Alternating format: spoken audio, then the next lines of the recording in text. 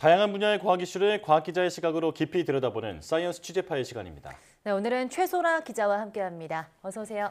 안녕하세요. 네, 어떤 이야기 나눠볼까요? 네, 인류는 이제까지 머나먼 우주를 관측하기 위해서 다양한 망원경을 개발해 왔는데요. 네. 그 가운데 하나가 우주의 전파 신호를 관측하는 전파 망원경입니다. 최근에 호주와 아프리카에 전파 망원경 수백 대를 설치해서 그동안 인류가 들여다보지 못했던 깊은 우주를 관측하는 인류 최대 우주 관측 프로젝트가 시작됐습니다. 관련한 소식 준비했습니다. 네, 전파 망원경이라고 하면 사실 거대한 접시가 먼저 떠오르거든요. 우선 이 전파 망원경이 어떤 원리로 우주를 볼 수 있는 건지 설명해 주시죠. 네, 전파 망원경은 우주에 존재하는 여러 가지 에너지 가운데서도 전파 에너지를 측정하는 장비입니다. 네. 말씀하신 것처럼 거대한 접시 모양의 안테나를 가지고 있는데요. 전파 에너지를 한 곳으로 모으기 위한 효율적인 구조입니다. 이 전파는 별이 탄생할 때나 활동하는 과정에서 방출이 되는 에너지인데요. 별들이 방출하는 에너지는 이 밖에도 파장에 따라서 가시광선, 적외선, 자외선 등 여러 가지가 있습니다. 네. 많이 들어보셨을 허블 우주망원경이나 제임스 웹 우주망원경 등은 가시광선과 적외선 파장을 관측하는 장비고요. 또 지구에서 멀리 떨어진 일부 천체들은 다른 에너지들보다도 전파를 더 강하게 방출을 하는 경우가 있는데 이런 것들을 전파망원경으로 관측을 할 수 있는 겁니다. 네. 네, 그렇다면 예를 들어서 어떤 천체를 전파 망원경으로 관측할 수 있나요? 네, 대표적으로 블랙홀을 관측을 할 수 네. 있는데요. 블랙홀은 중력이 너무 강해서 빛조차도 빨아들여서 관측이 그동안 어려웠습니다. 네. 과학자들은 전파 망원경을 이용해서 이 블랙홀에서 나오는 전파 신호를 관측해서 블랙홀의 존재를 확인해 왔는데요. 전파 망원경은 이 접시가 클수록 성능이 더 좋아지기 때문에 더 깊은 우주를 관측할 수 있는데요. 네. 최근에는 접시 크기를 키우지 않고도 여러 개의 접시를 먼 거리에 떨어뜨려서 배열해도 이 접시 크기를 키우는 것만큼의 성능 향상 효과가 있다는 점이 밝혀졌습니다. 그래서 이런 방법으로 지난 2019년에는 전파망원경으로 인류 최초로 블랙홀을 관측하는 데 성공을 하기도 했습니다. 사건의 지평성 망원경이라는 이 전파 망원경인데요. 이 여러 대의 전파 망원경을 연결한 프로젝트로 일궈낸 성과였습니다. 네. 미국과 스페인, 멕시코, 그리고 남극 등에 있는 전파 망원경 8개를 연결해서 블랙홀의 전파 신호를 관측하고 데이터를 슈퍼컴퓨터로 분석을 해서 영상으로 바꾼 덕분이었습니다. 네.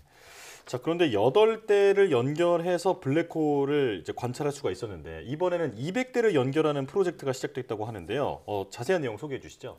네, 제곱킬로미터 어레이, SKA 프로젝트라고 불리는 건데요. 이 전파 망원경 197대와 안테나 13만 대를 세워서 연결을 하는 겁니다. 네. 먼저 남아프리카 공화국에는 접시 모양의 안테나 197대가 반경 150km 안에 구축이 됩니다. 그리고 호주에는 크리스마스 트리처럼 생긴 소형 안테나 13만여 대가 반경 74km 내에 설치될 예정입니다.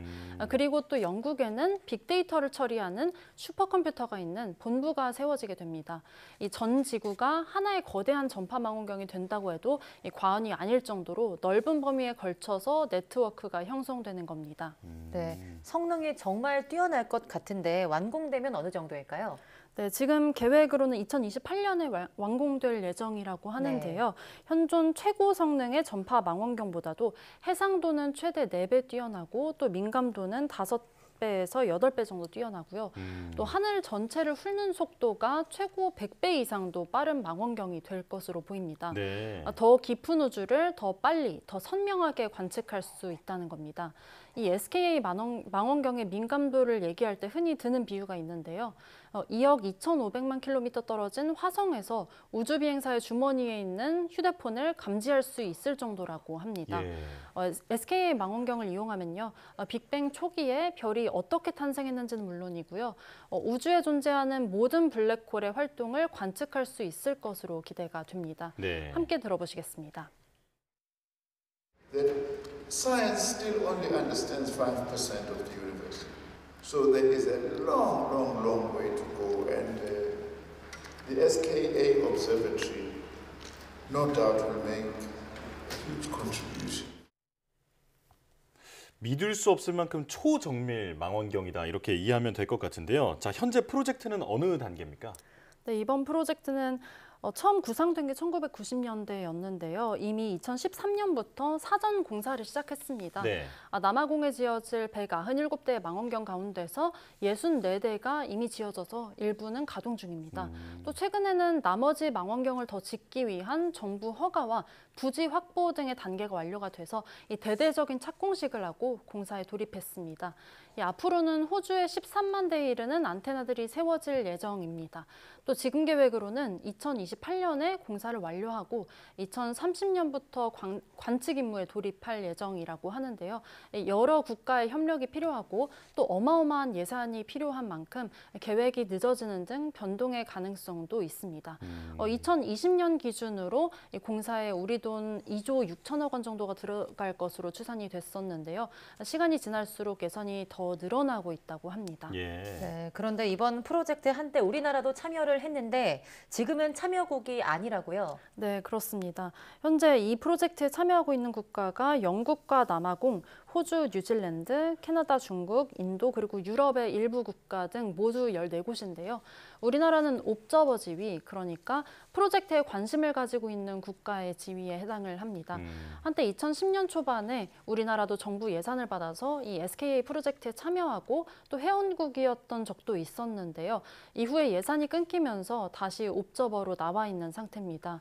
일본도 현재는 옵저버 상태인데요. 참여를 검토하고 있는 것으로 알려졌고 또 이 밖에 몇몇 옵저버 국가들 가운데서도 이 회원국으로 가는 절차를 진행 중인 곳도 있습니다. 우리나라의 경우는 우주 관측 장비를 설계하는 기술을 충분히 갖추고 있기 때문에 예산만 확보된다면 장비를 공급하고 운영하는 형태로 참여할 수 있는 것으로 과학계는 보고 있는데요.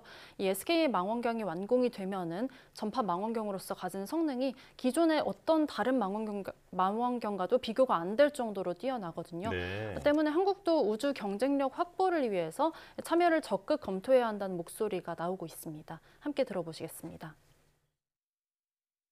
일반적으로 그 망원경들은 그 제안서를 써서 제안서끼리 경쟁을 해서 관측을 하고 하는데요. 이 SKA는 사실 그 30년 동안 준비하는 과정에서 망원경이 만들어지면 어떤 연구를 할지 이런 것들이 상당히 잘 정의가 되어 있거든요. 그래서 관측 데이터를 회원국끼리만 일단 사용을 합니다. 그러니까 참여를 하지 않으면 데이터 접근권이 굉장히 제약이 되는 거죠. 이 데이터의 접근권이 있느냐 없느냐가 이 관련 분야들에서는 경쟁력을 상당히 좌우하게 될 거라고 생각을 합니다. 최근에 우리나라도 우주항공청 설립에 속도를 내는 등 이 우주 연구를 크게 확장하려고 하는 상황인데요. 인류 최대 우주 관측 프로젝트로 꼽히는 SKA가 뛰어난 성과를 내놓을 가능성이 큰 만큼 이 프로젝트 합류를 긍정적으로 검토해야 한다는 목소리입니다. 네. 실익을 잘 따져서 우리도 어떤 식으로든 참여할 방안을 찾아보는 게 좋겠습니다. 자, 여기까지 듣겠습니다. 최소라 기자와 함께했습니다. 고맙습니다. 감사합니다.